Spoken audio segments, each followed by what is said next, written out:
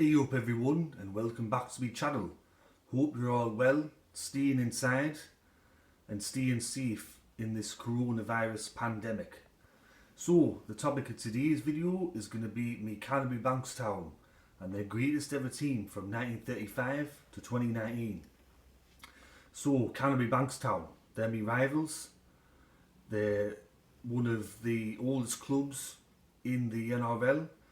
If you're new to Rugby League or you're new to the channel and you're not that great on your history, Canterbury-Bankstown were founded in 1935. They have won 8 premierships in their history. Between 1935 and 1977 they were known as the Berries, that was their nickname. And they also had a few other nicknames such as the Cantabs, the Country Bumpkins and the CBs. In 1978 they changed their name to the Bulldogs as their nickname. So since 1978 they've been known as the Canterbury-Bankstown Bulldogs. So we're going to get into the video now. I'm just going to get my list for you and we're going to go through the players 1 to 17. So we're going to start from the fullback, work our way down, go to the bench and then pick the coach. So coming in at fullback, I've gone for Les Johns. Les Johns played for Canterbury in the 1960s and 1970s. He played 103 first grade games for the club and he also represented Australia and New South Wales, I think, over 20 times each. He played for the club in the 1967 grand final loss to South Sydney. There was many fullbacks I could have gone for, but I've decided to go for Les Johns at fullback. On the left wing, I've gone for Edgar Newham. Now, not many people would know who this player was, but he played in the 1930s and 1940s. He won 2 premierships with Canterbury-Bankstown, 1938 and 1942. He was part of that inaugural premiership winning side in 1938 when they beat Eastern Suburbs, and he played in the 1942 grand final victory over St George. He played 72 first grade games and scored 55 tries. So he's my spot for the left wing. At left centre, I've gone for Chris Mortimer. Now, he was one of the Mortimer brothers. He played for the club in the 1970s and 1980s. He won 3 premierships with Canterbury-Bankstown and he played 191 first grade games for the club. The other centre, the right centre, I've gone for Ron Bailey. Now, many people wouldn't know who this player was either, but he played for the club in the 1930s and 1940s. He won a premiership with the club in 1942. He was voted in the Newcastle region's greatest ever team of the century, and he was voted as one of the best players of the 20th century. So he gets me spot at right centre. On the right wing, I've gone for Hazem El Masri, or as his nickname was known, Hazem El Masri. Hazem El Masri holds the records for most games played for the club, and he also holds the record for most points scored for the club, and he was the competition's highest ever point scorer at 1 point. Hazem El Masri played on the wing for his entire career. He was a deadly accurate goal kicker, but one thing that was I think that's never mentioned about his general play is that he was also a good try scorer. He scored 159 tries in his career, which I see is right up there with the top scorers ever to play the game. Hazem El Masri is a Canterbury legend, so it was a no-brainer to go for him as my right wing. In the 5/8 position, I've gone for Terry Lamb. His nickname was Barbar. He came to the club from Western Suburbs and he won 3 premierships with the club. And he also missed out on playing in the 1985 grand final, I think, by memory. Terry Lamb was a great player, great 5/8. He was also known as the backup man. If you watch his highlight videos on YouTube, he scored a lot of his tries being the backup player, always following the play.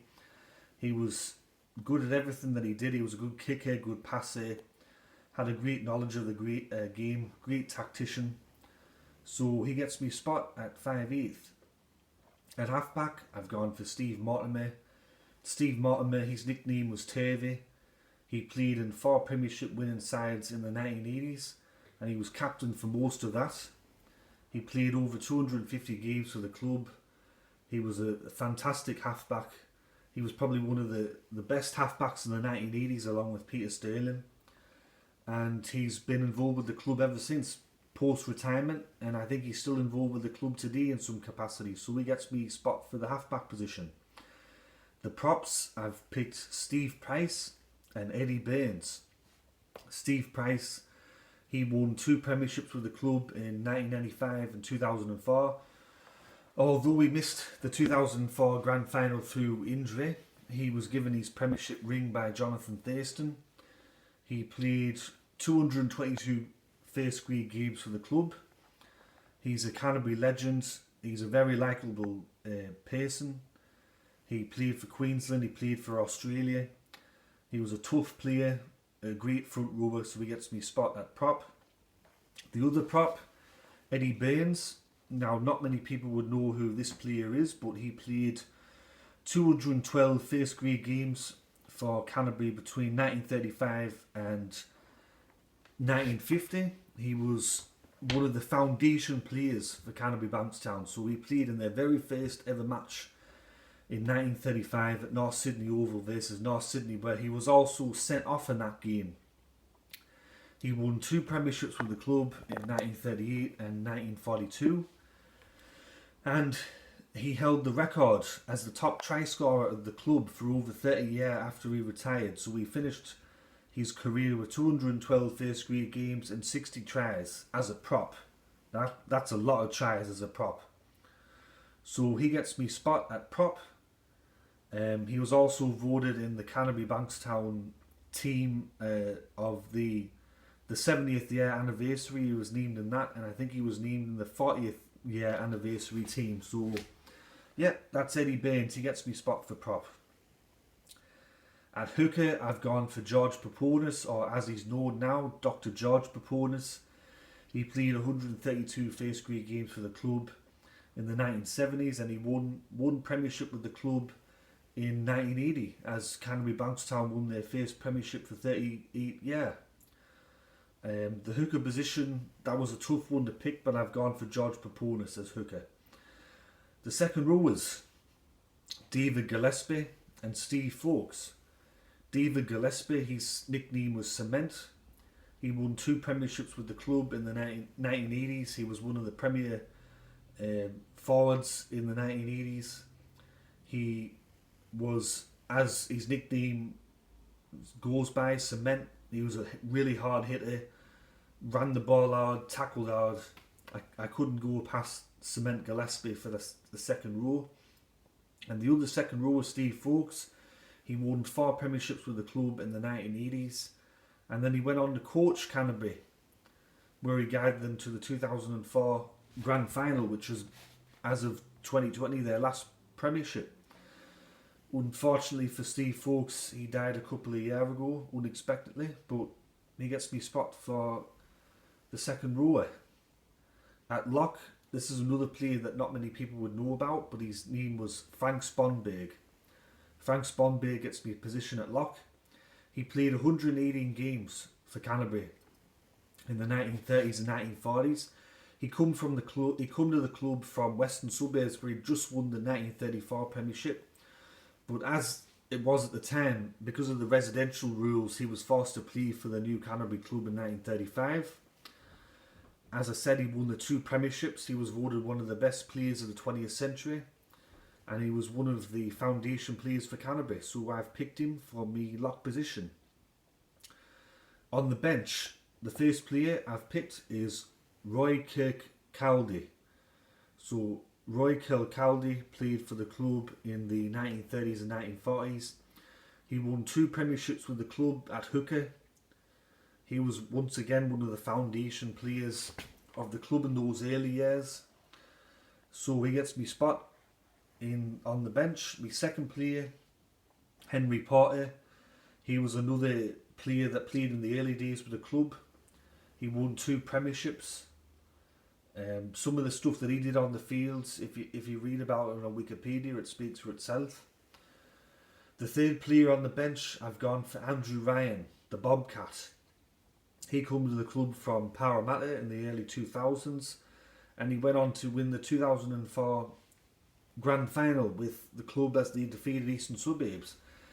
One thing that gets brushed over with Andrew Ryan is that he actually, in the final seconds of the game, Michael Crocker made a break down the right hand side of the field, and Andrew Ryan pulled off a bootlace tackle on Mick Crocker. If Andrew Ryan didn't tackle him, Eastern Suburbs score on the right wing and win the game. He ended up captaining the club towards the end of his career. He retired as a Canterbury legend, so he gets me spot on the bench. And my last player on the bench goes to Chris Anderson. Chris Anderson played 230 first grade games for the club, and he scored 94 tries and won a premiership with them in 1980. Chris Anderson also had a long career as a coach, and he also coached Canterbury to the 1995 premiership over Manly. And at coach, well, there was many choices I could have gone for coach. Many choices. But I've gone for Warren Ryan. Warren Ryan coached the club in the 1980s. He come over from Newtown. Warren Ryan coached them to the 1984 and 1985 premiership, and also he was runner-up with the club in 1986 against Parramatta. There was many coaches I could have picked. I could have gone for Steve Fawkes, I could have gone for Chris Anderson, I could have gone for Phil Gould, but I've gone for Warren Ryan as the head coach. So that's my team. That's my Canterbury-Bankstown team from 1935 to 2019, their greatest ever team, 1 through to 17. I hope you liked this video. If you did, please consider giving it a like. Also, if you're enjoying the content that I'm putting out, make sure that you subscribe to my channel by clicking that notification bell so you get an email when I do a new video. And if you have some spare time, go over to Rugby League History. I run the Facebook page there. I'll put a link in the description below. But as always, take care, stay inside, look after yourself, and I'll catch you all later. Ta-ra.